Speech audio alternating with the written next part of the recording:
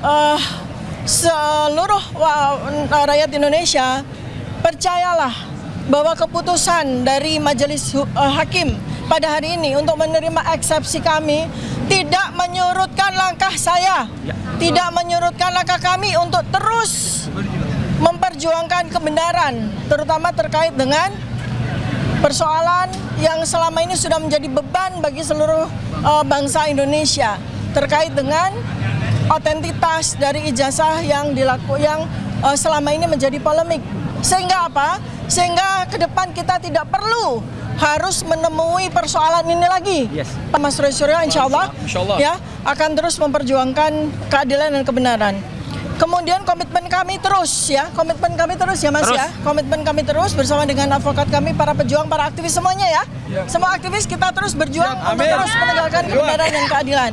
Kejujuran, konstitusi, seputih negara ini, sejarah harus kita pulihkan ya. Kemudian kami meyakini ya bahwa keputusan pengadilan ini adalah bagian dari ikhtiar manusia, bagian dari ikhtiar negara, bagian dari ikhtiar seluruh pemangku kebijakan. Untuk itu kami mengucapkan terima kasih banyak atas semua yang telah dilakukan sehingga keadilan dan kebenaran ini bisa tegak berdiri di negara ini. Dan terlebih dari itu bahwa semua ini adalah kehendak Allah Subhanahu wa taala. Kami menerima yang terjadi hari ini dari sejak kami melangkahkan kaki menuju kepada Pengadilan Negeri Jakarta Timur ini. Apapun yang diputuskan oleh Pengadilan Negeri, oleh Majelis Hakim, kami terima dengan ikhlas sebagai bagian dari kami menjadi wasilah Allah Subhanahu wa taala untuk terus menegakkan keadilan kebenaran. Dan seluruh rakyat Indonesia, percayalah bahwa keputusan dari Majelis Hakim pada hari ini untuk menerima eksepsi kami tidak menyurutkan langkah saya, tidak menyurutkan langkah kami untuk terus memperjuangkan kebenaran, terutama terkait dengan persoalan yang selama ini sudah menjadi beban bagi seluruh bangsa Indonesia terkait dengan otentitas dari ijazah yang selama ini menjadi polemik. Sehingga apa? Sehingga ke depan kita tidak perlu harus menemui persoalan ini lagi pada presiden-presiden maupun pejabat-pejabat berikutnya. Terima kasih. Assalamualaikum warahmatullahi wabarakatuh. Akan dilanjutkan. Baiklah, saya lanjutkan. Ya kan? Kami berterima kasih pada teman-teman wartawan yang selama ini mengikuti dan mengawal kami sampai putusan akhir ini. Ya, memang semua itu ada skenario Allah. Kami sudah siap dengan putusan-putusan. Baik itu diterima maupun ditolak, kami sudah siap. Tapi faktanya dengan perjuangan kami, dengan pembelaan kami, eksepsi kami atau perlawanan kami yang luar biasa, akhirnya Majelis Hakim sepakat dengan apa isi dari perlawanan kami. Dan kami berterima kasih atas nama tim advokat Dr. Tifa.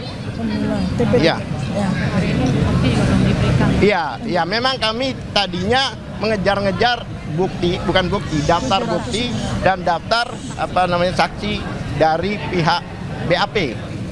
Nah, karena sudah diputuskan seperti ini, maka kami tidak akan menuntut lagi dan kami berterima kasih. Semua itu adalah skenario Allah Subhanahu wa taala. Yang lain? Saya akan lanjut sedikit ya.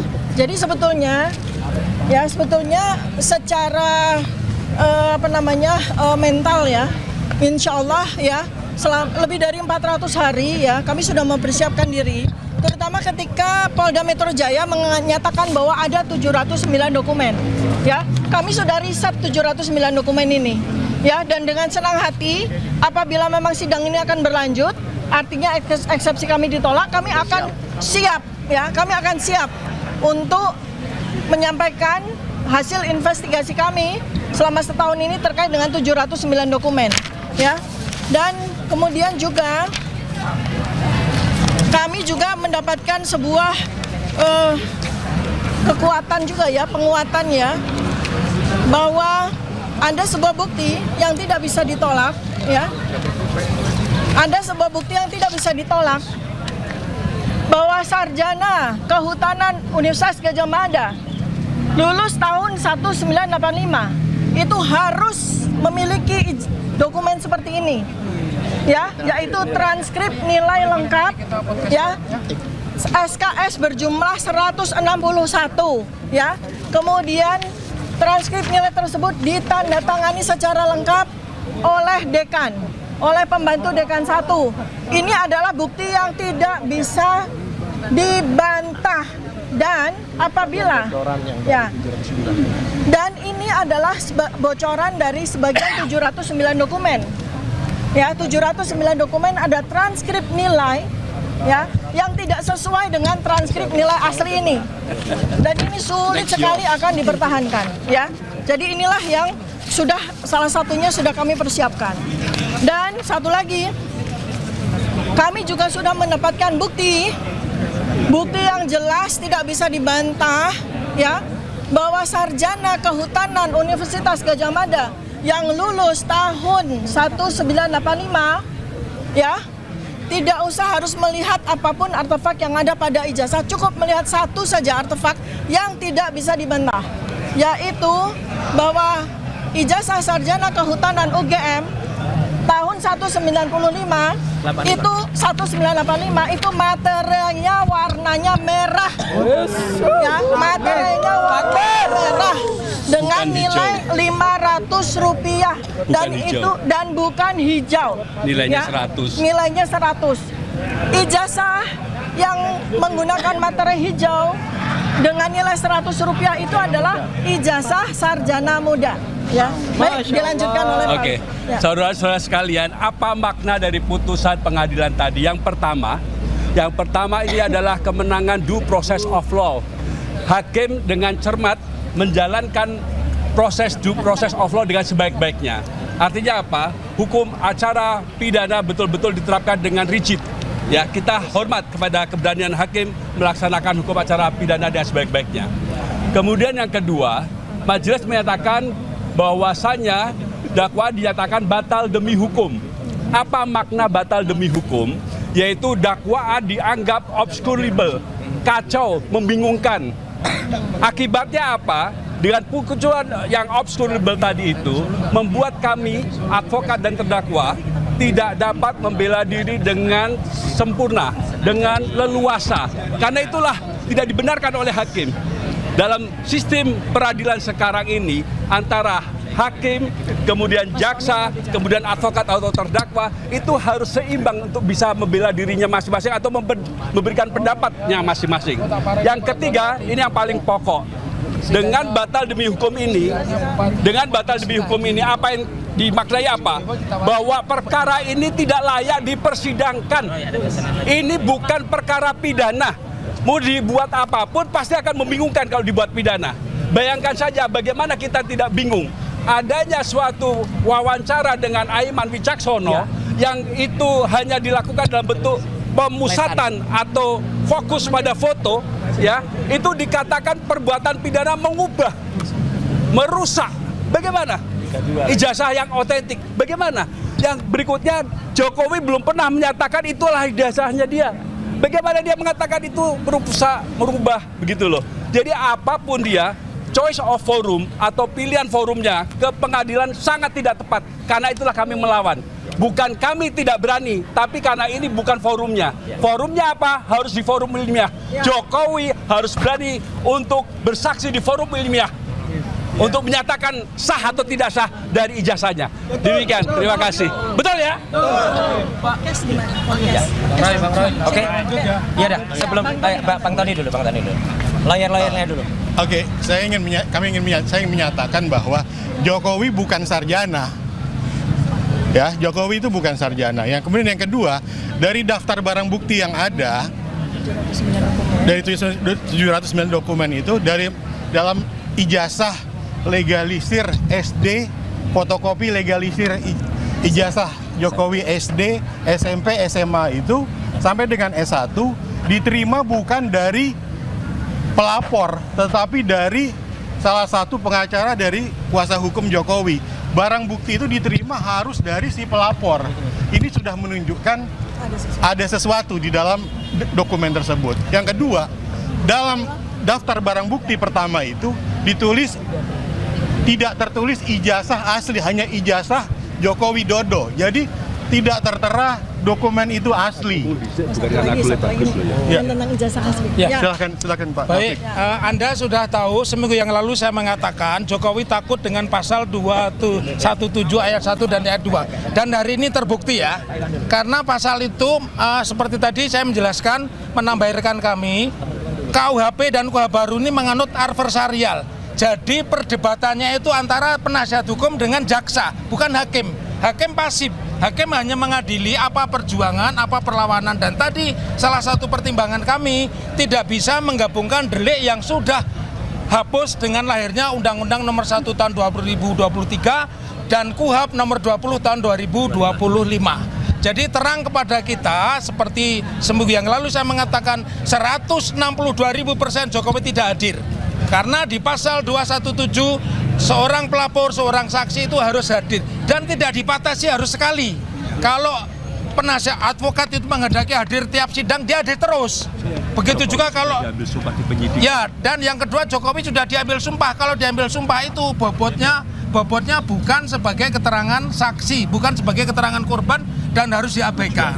Ya, jadi tujuan tidak hadir itu dibuatkannya berita acara sumpah itu tujuannya memang Jokowi nyalinya tidak gede, ya. Jokowi itu hanya membayar buzzer aja. Iya, buzzer aja. Jadi ini ijazahnya SD, SMP, SMA. Laporan kami itu tidak menyebut ijazah SD, SMP, SMA, cuman sarjana. Dan jangan lupa teman-teman, ya, hari ini kalian harus pengadilan Tun Jakarta Timur. Dan tanggal 1 Juli kami mengajukan gugatan baru ke Yogyakarta. Hanya satu yang kami gugat, Rektor Universitas Gadjah Mada. Di Jogja, di Semarang sudah datang KIP ke Solo menggeledah kantor arsip daerah. Ternyata Jokowi nggak punya ijazah, aneh kan? Ya, itu gugatan kami. Jadi kami mengajukan gugatan CLS di Solo, kemudian mengajukan gugatan CLS di Jogja, kemudian di KIP ke Semarang, ya. Dan seperti tadi yang saya mengatakan, Jokowi sengaja disumpah Jokowi biar tidak hadir karena Jokowi tidak punya nyali. Salam akal waras, merdeka. Pak Irawan, Pak Wirawan dulu, Pak Wirawan. Pak Wirawan dulu, Pak Wirawan. Ya, nanti save. Ya, yang benar ini Dr. Tifa dan timnya dulu. Ya. Save the best for the last, katanya gitu. Ya, rekan-rekan jurnalis yang saya hormati, tidak ada suatu peristiwa yang tidak terjadi selain atas izin Allah. Amin. Jadi atas kejadian ini adalah kejadian Allah. Maju lagi, Dok. Kami sudah menyampaikan pada keadaan yang lalu. Yang terjadi ini adalah suatu asas yang membalikkan proses atau yang disebut reversal of judicial process. Yang seharusnya menjadi terdakwa itu adalah Joko Widodo, namun dirubah sedemikian rupa menjadi yang didudukkan sebagai terdakwa itu Dr. Tifa. Ya, apa yang ingin kami sampaikan bahwa ini adalah hasil dari proses yang zalim itu yang kemudian menjadikan, dan kemudian sebetulnya kalau di sidang ini dilanjutkan, kami punya bukti telak, ya. Bukti telak bahwa ada dokumen yang mengatakan bahwa yang namanya Joko Widodo yang diterima oleh UGM itu adalah Joko Widodo alumni SMA Negeri 6 Yogyakarta. Kami punya bukti itu. Jadi bukan Joko Widodo yang jadi presiden. Joko Widodo, ya, alumni SMA Negeri 6 Yogyakarta. SMA Negeri 6 Yogyakarta sudah kami surati, ya. Buktikan daftar alumni tahun 80 sampai hari ini tidak diberikan oleh SMA Negeri 6. Oleh karena itu kami berkeyakinan betul ijazahnya Joko Widodo itu adalah yang adalah bukan yang menjadi presiden saat ini. Begitu. Baik. Assalamualaikum warahmatullahi wabarakatuh. Pertama-tama saya selaku pribadi dan atas nama teman-teman semua mengaturkan puji syukur kehadirat Tuhan Yang Maha Kuasa, Allah Subhanahu wa taala, bahwa hari ini Kamis 23 Juli 2026, ya, Allah telah memberikan jalan terang. Allah telah memberikan langkah yang sangat bagus dan memberikan petunjuk bagi hakim dan Majelis Hakim Pengadilan Negeri Jakarta Timur dan semua perangkatnya untuk memutuskan yang paling baik. Putusan sela bagi sahabat saya Dr. Tifa Husya Tiasuma luar biasa. Allahu Akbar. Yang kedua, saya mengaturkan selamat kepada tim hukum Dr. Tifa, luar biasa. Tim pembela Dr. Tifa ini sangat luar biasa. Di bawah Pak Alkatiri, Pak Wirawan Adnan, Pak Lutfi dan semuanya, ya. Ini perjuangan Anda itu luar biasa. Jadi inilah adalah perjuangan yang benar-benar berdasarkan ilmiah, berdasarkan ilmu hukum, dan itu tidak terbantahkan sampai dengan hari. Meskipun awalnya tentang soalnya kompetisi relatif itu ditolak, tapi itu tidak mau. Yang paling penting dagingnya ini. Jadi ini perkaranya berhenti. Yang ketiga, perkara ini adalah gugatannya sama dengan yang saya terima, ya. Jalannya juga sama, dakwaannya juga sama, sehingga di Projo DKK. ya, dan kawan-kawan. Sehingga insya Allah kalau memang hukum itu lurus, ya, ini tidak hanya menjadi presiden, tapi menjadi jurisprudensi. Jadi putusan dari Dr. Tifa Usiatiasuma ini akan kemudian nanti harus berlaku juga untuk kemudian kasus saya. Meskipun saya tetap harus menjalani persidangan dulu, kemudian kita masukkan gugatan yang sama. Dan terakhir, saya sangat mendukung upaya Dr. Tifa selama ini. Teruskan, Dok, perjuangannya. Dr. Tifa adalah ilmuwan muda yang luar biasa. Dan beliau akan membedah otak. Saya pakai kaos ini. Ini Dr. Tifa dengan analisis neopolitikanya. Ya, tiap pagi ganti kaos. Iya. Jadi Dr. Tifa tetap akan terus berjuang. Saya juga terus berjuang. Terima kasih juga untuk semua teman lawyer yang mungkin sekarang sudah tidak membersamai lagi juga, ya, untuk tim yang lain. Insya Allah kita tetap berjuang bersama. Dan untuk 3 sahabat kita, ya, Mas Faris Al-Fadilah, Rustam Afendi, dan Bu Kurnia, kami tetap membersamai Anda semua. Ya, Allahu Akbar. Terima kasih. Wassalamualaikum warahmatullahi wabarakatuh. Ya, luar biasa. Oke ya, makasih ya.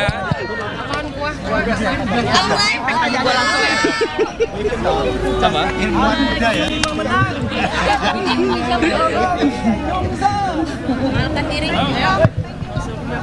Ya pemirsa, begitulah tadi terkait dengan cuplikan dari Dr. Tifa dan juga tim kuasa hukum beserta Roy Suryo yang tiba ataupun datang menghadiri sidang dari Dr. Tifa.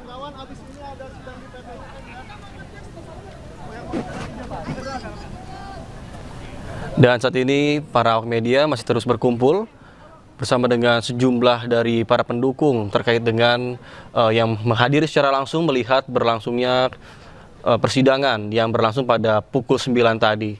Kemudian adapun dari tim